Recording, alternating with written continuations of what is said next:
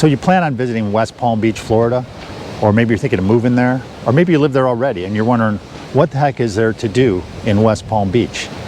In this video, I'm going to give you 11 top things that I came up with to do in West Palm Beach and the surrounding area. And we're getting after it right now.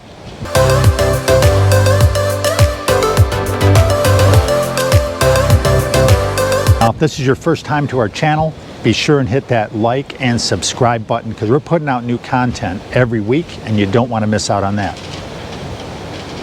Now, we get people reaching out to us every day from all over the country, New York, Chicago, California, Texas, even Alaska, and we absolutely love it. If you want to get a hold of us, give us a call, a text, an email, any way you want to get a hold of us. We got your back if you're thinking about moving to West Palm Beach and the Palm Beaches of South Florida. All right, I'm down here in West Palm Beach and right across from me is Palm Beach. So West Palm Beach is over here, right? And Palm Beach is over there. Here's what I came up with. And these are things I just thought up on my own. I didn't go on ChatGPT or on the internet really to search them out. And these are 11 things that you can do. There's probably more than that down here in West Palm Beach and in the surrounding area. So first one on the list, it's quite obvious, the beach day. Everyone needs a beach day. Now some people come down and they spend their whole time down here on the beach, and that's great if that's what you want to do. I think there's so much more to this area than the beach, and maybe because I live on the beach, so I'm just kind of used to it. But if you're going to go have a beach day, go have it. And if you want to stay there the whole time you're down here, that's great too. When you do go to the beach, I'm going to give you a couple tips. One is get some sunscreen because I see people come down here with and they look pasty white one day, and the next day they look like a lobster and they look like they're in pain, and you know, it's not really a good look to begin with, and I know it hurts. I know it does. So don't stay out there too long. You know, the sun down here, right now it's 91 degrees in the sun. It's on a Monday afternoon. So it's really hot right now. We are into the summer months. One of my tips is to go and get, go to the tanning booth before you come down here. Go there 2 or 3 times, get yourself a little base, come down here, finish off that tan, and you're looking great. That's it for Ray's helpful tanning tips of the day. All right, so the thing about the beach here, West Palm Beach, I don't know if you know this, there is no beach here.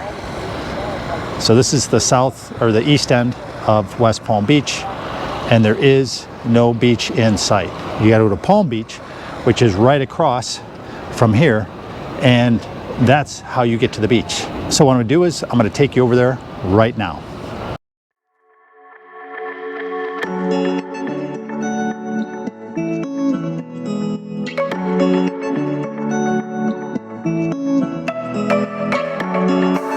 Now I'm out here in Palm Beach.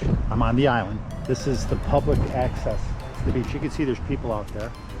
Behind me, the water's absolutely beautiful today. So they have this, here's the actual access, and you have to go through this. And I didn't pay for parking, so I'm gonna watch my car. But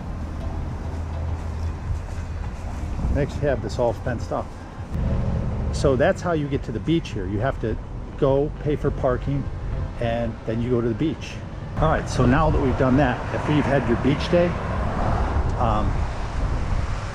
what you're gonna wanna do is head back downtown. Go to downtown on Clematis Street. So everything's along Clematis or just around that 1 block either way area. There's a lot of bars, restaurants, hotels, things like that you can visit. You want to check them out. The cool thing about it, Clematis Street, after about 10 o'clock goes from an older crowd to a younger crowd. So if you're an older person, you know, probably after 10 o'clock, you might not want to be on Clematis Street. Just kidding. But you'll see the crowd actually shift from an older to a younger. You also want to check out Clematis Social. There's Sushi Yama. There's so many different restaurants down there. Something for every appetite. So run down to Clematis, and there's also a really cool ice cream shop down there too. There's probably a couple of them actually, for that matter. So right now I'm at ER Bradley's, which is in downtown West Palm. It's right by the Intercoastal. It's really kind of a cool place to come. They got great bars. They got like 4 bars here. So one of the things you want to do if it's kind of a rainy day or maybe it's just too hot at the beach is to go check out the Henry Flagler Museum. Now this is on Palm Beach over we went past it when we went to the beach basically. And it's this giant mansion, 100,000 square feet, built by Henry Flagler. I think they built it in 1902, they finished it, and then they put a hotel next to it as well. And he would have people come there and, visit, and other business people and friends. And it's absolutely, I'm not a museum type person. It's absolutely fantastic. You'll really will enjoy it. So you really want to go check that out. It's right on the water. It's right across from where I was standing earlier. Also by the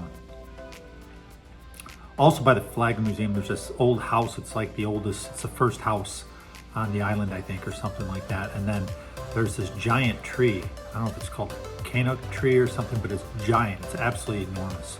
You want to go check that out. And then also another thing to do is to go to the Norton Museum of Fine Art, and that's just south of the downtown area on Dixie Highway. And you could, between the two of them, you could spend a whole day between the two of them and really enjoy yourself. If it's a rainy day or too hot out, go check it out. I highly recommend it.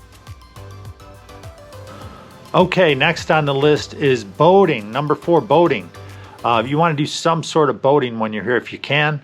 If you're not into boating, that's fine, but you can get tours of the Intercoastal. They'll take you in and around, they call it Lake Worth. Also, you can rent wave runners, and you can even do boat rentals if you like, or you can just go out boating. They have these big pontoon boats that they have here in West Palm, and I think it's like $25 for per person if you want to take a trip on them. You can rent the whole boat out for like $400 an hour too if you have a big group of people, and you can rent it out with an open bar.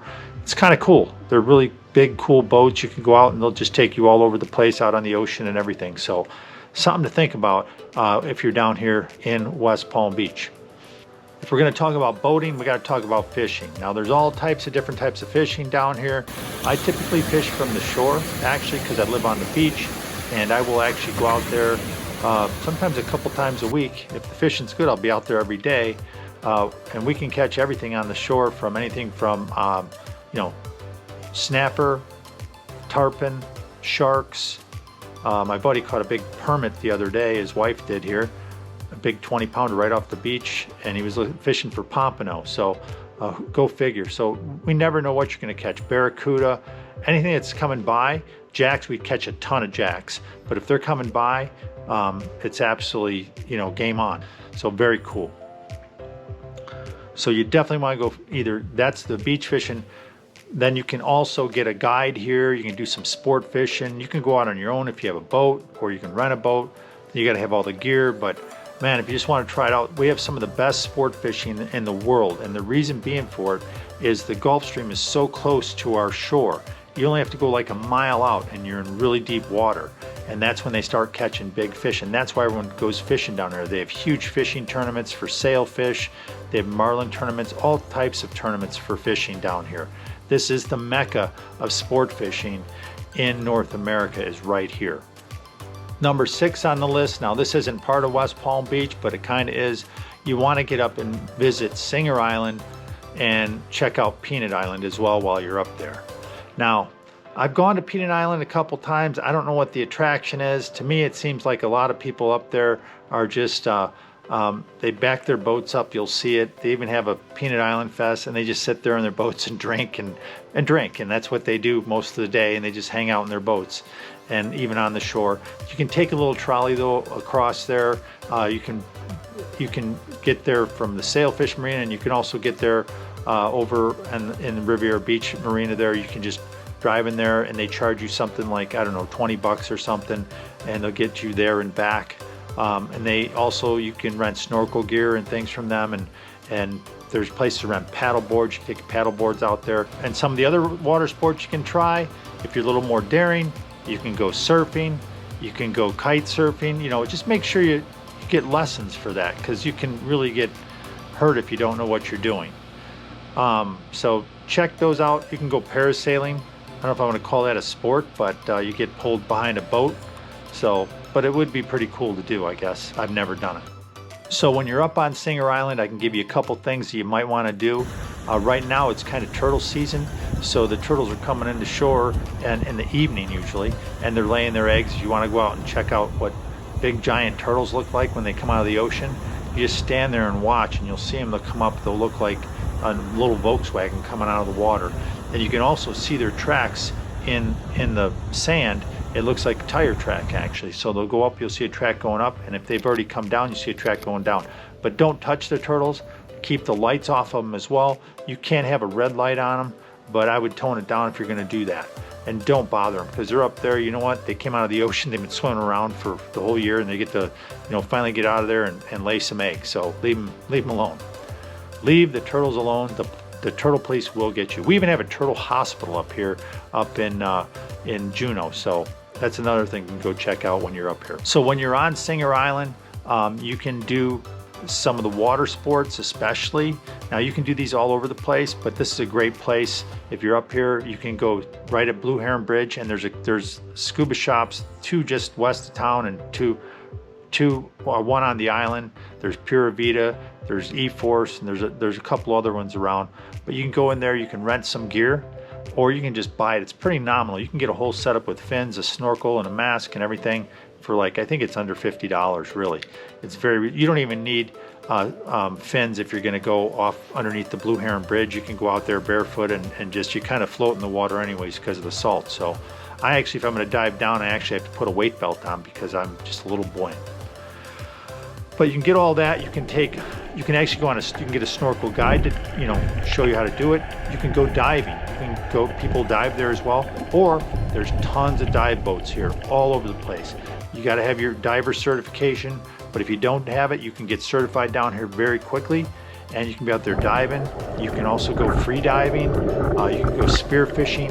Anything that you want to do, diving, snorkeling, connected that way, you can do it right here on Singer Island. And you want to check out MacArthur Park too. So that's a really cool park. It's basically got its own beach. It's got this huge boardwalk that's really cool. There's like a little museum there. You can ride a bike down there. You can walk through it. You can go kayaking. They have kayaks to rent there. And they also have paddleboard rentals, but those are actually not inside the park. You still have to pay the park fee to rent them there, but they're really nice people there. I have my own paddleboard, but I've taken people paddleboarding that didn't, and they have to rent them there. They're like 20 bucks for the first hour, and I forget what it is after that, maybe 10 bucks, something like that. So it's really an all-day affair. You can go to the beach there. You can fish there. You just can't fish off of the boardwalk. Number 8 on the list, it wouldn't be a list if I didn't have golf on there. So golf, tennis, pickleball, but golf, there's some really nice courses. In the off season, especially then, I golf and it stays light, up till like 8 o'clock. I like to go and get twilight. So you basically get golf for almost half the price. And usually if you get there by 4, you can get a full 18 in. So I'd rather do that. You can golf a lot of really high-end golf courses here. You can do the Breakers, Trump National, you can go to North Palm Beach Country Club, but there's a lot of great courses like. Now, if you're a baseball fan, you're gonna love West Palm Beach. They have spring training for the Nationals and the Astros. And I'm right out in front of their field, ballpark of the Palm Beaches. It's a huge facility here. And if that's not enough for you, you can go up to Roger Dean Stadium up in Jupiter, which is 15 minutes from here. You're going to find the Marlins and the Cardinals spring training, along with their affiliates in the minor league season as well. They're home to 4 major league teams spring training. So when it comes to baseball, this is the mecca of baseball. And if you're a sports enthusiast of any kind, South Florida has it all. From golf to baseball, football, basketball. I mean, you know the teams and you know where they are. So, and if you get tired of professional sports, there's a lot of college sports down here as well. If you're down here in the right time of the year, you want to check out the green market. It's more in the fall, winter, and spring, or in the season, I guess they call it. And it goes from, I believe, like 9 till 1 or 8 to 1. It's on Saturdays.